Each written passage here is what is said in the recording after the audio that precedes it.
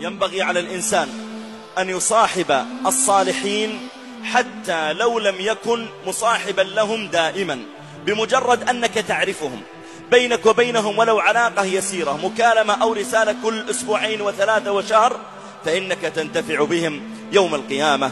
سئل الحسن البصري رحمه الله تعالى عن قول الله جل وعلا: فما لنا من شافعين ولا صديق حميم. فقال الحسن البصري رحمه الله: هذا يكون في يوم القيامة إذا دخل أهل الجنة إلى الجنة ودخل أهل النار إلى النار، فإن رجلا من أهل الجنة يقول: يا ربي، أين صاحبي فلان؟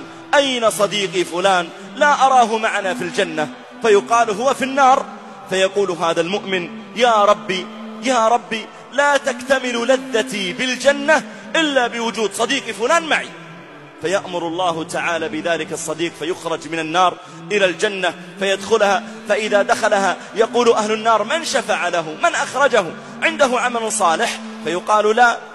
أبوه شهيد؟ أخوه شهيد؟ لا. شفع له الأنبياء والمرسلون؟ لا. فمن شفع له؟ قالوا: شفع له صديقه الصالح. عندها يصيح أهل النار ويقولون: فما لنا من شافعين ولا صديق حميم. فما لنا من شافعين ولا صديق حميم. فلو أن لنا كرة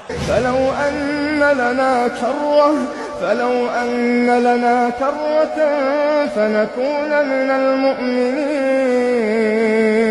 يا ليتنا نرجع للدنيا على الأقل نتعرف على بعض الأخيار.